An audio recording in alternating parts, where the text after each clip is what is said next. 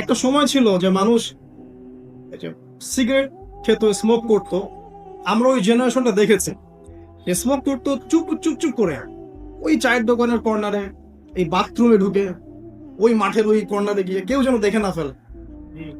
তারপরে কয়েক বছর পর পরিস্থিতি একটু পরিবর্তন হলো, ওপেন স্মোকিং, সবাই, ভাইয়ের সাথেও স্মোকিং, বন্ধুর সাথে স্মোকিং, পরে বাবার সাথেও দেখা যাচ্ছে স্মোকিং। এই একটা যুগ আসলো দেখেন। তারপরে আস্তে আস্তে নতুন নতুন মদ আসতে লাগলো, গাঁজা, হিরোইন, প্যাথেডিন, হ্যাঁ, হুইস্কি ইত্যাদি ইত্যাদি, ফেন্সিডিল, ইয়াবা। এখন ইয়াবার যুগ, আরো আপগ্রেডেড কোনো মদ আসছে। এখন সিগারেট টিকেট কোনো বিষয় নেই, কিন্তু ফ্যাশন। যদি কেউ ইয়াবা খায় তাহলে বলা হচ্ছে হ্যাঁ এ মাদক সেবী। আর বাই দ্য ওয়ে, আমাদের দেশে কিন্তু নিবন্ধিত 190টা বারও আছে, হ্যাঁ, এবং দেশি 204টা ব্র্যান্ড চলছে, আর বিদেশি 38টা ব্র্যান্ড চলছে। পারমিট পেয়েছে 85,070 জন। এবং এই মাদক সংশ্লিষ্ট এনজিও আছে প্রায় 76। 21 বছর হলে যদি কেউ পারমিটধারী হয়ে সে মদ খেতে পারে, কোন সমস্যা নেই, এটা নাগরিক অধিকার আপনার। আবার আশ্চর্যের ব্যাপার এটাও যে এগুলো খুলে উন্মুক্ত করার পরেও আবার মাদক নিরাময় কেন্দ্রও আছে 7টা। মানে ওভাবে খাবেন, এডিক্টেড হয়ে যখন জীবনটা নষ্ট হবে, এই 7টা নিরাময় কেন্দ্রে এসে আপনি চিকিৎসা নেবেন। এগুলো ডিপার্টমেন্ট আছে, সদর দপ্তর আছে, সব গোয়েন্দা সংস্থা আছে।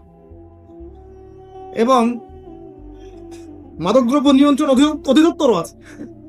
তো এটা একটা সার্কাস, মানে এই ওয়ার্ল্ডটা হচ্ছে একটা সার্কাসের জন্য। এই বিশ্বে যা হচ্ছে না, খালি চোখ দিয়ে যা দেখছেন, এর বেশিরভাগই সার্কাস।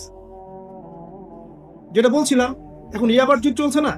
একটা সময় ছিল যখন ছেলে মেয়ে যদি অ্যাফেয়ার করতো লুকিয়ে লুকিয়ে, চিঠি দিয়ে, কেউ যেন না জানে, তাই না? ঠিক, তার মানে এগুলো পার করে আসতে পারে। তো লুকিয়ে লুকিয়ে ছিল, কেউ যেন দেখে না ফেলে। কফি শপে বসলেও খুব সাবধানে, রিক্সায় বসলে কেউ যেন না দেখে।